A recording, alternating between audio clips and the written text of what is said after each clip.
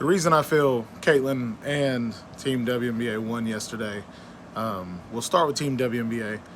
I do believe it was a big deal to come out there and win.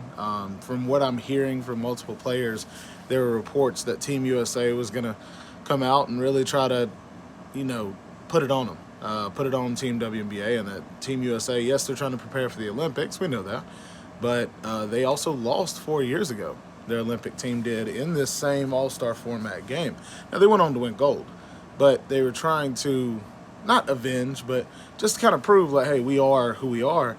And not saying it backfired, but the fact that Team WNBA, they got it together, that they decided, you know what, well, we're going to fight back. I'm not going to just let it be. It's not going to be anything small to us. It's going to be a very important piece.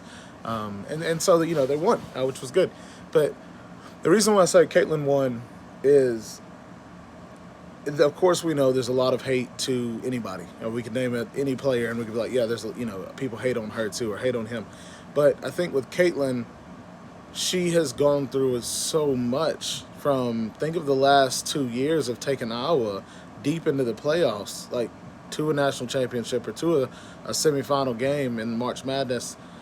And it's not like you're surrounded by 5 stars. Like, you were literally carrying a team. Now, were there other good players on the team? Yes.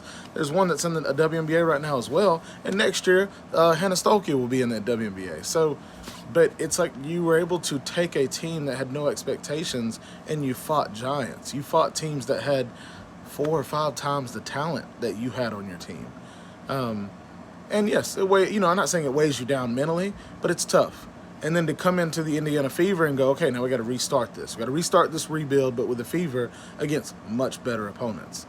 And it's like, anytime you have a bad game, oh, see, she's not that good, blah, blah, blah. And she says she doesn't pay attention to social media, but it's kind of hard not to. It's kind of hard to stay off your phone, or just, even if you're not paying attention to that, it's going to pop up.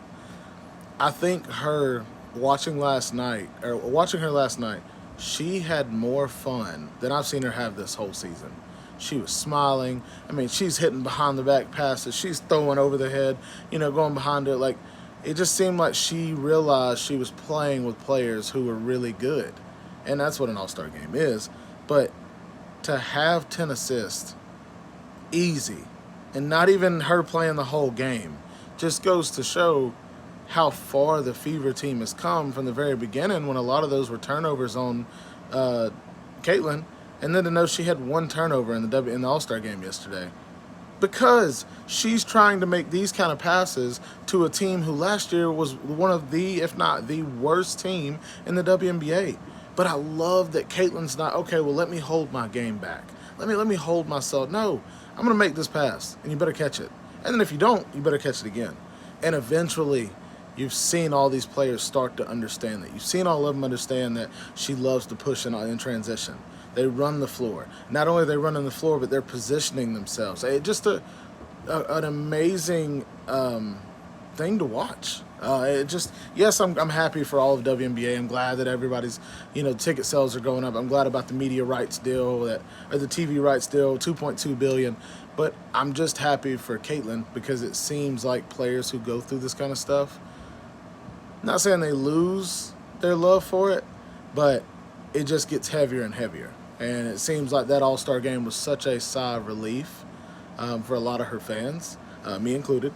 But then to know that she has a month break and she's going to go on vacation, all of this, she's been playing basketball for a calendar year straight.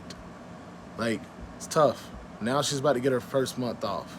She didn't have an off season from college to the WNBA, and now it's finally a mini off season for her. So hope she enjoys it. I speak a lot of that to my players that I coach and train.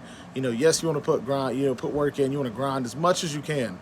But when you take a break, take a break.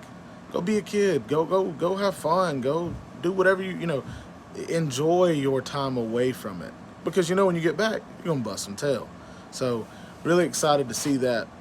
See this second half, these last 16 games from Caitlin after this break, because I have a feeling we are going to see another level out of Caitlin that we have not seen, which I know is crazy, all the records she's broken already, franchise or WNBA or rookie, whatever. But just have a feeling that it's coming. So, she coming. Yeah, I'll see y'all later.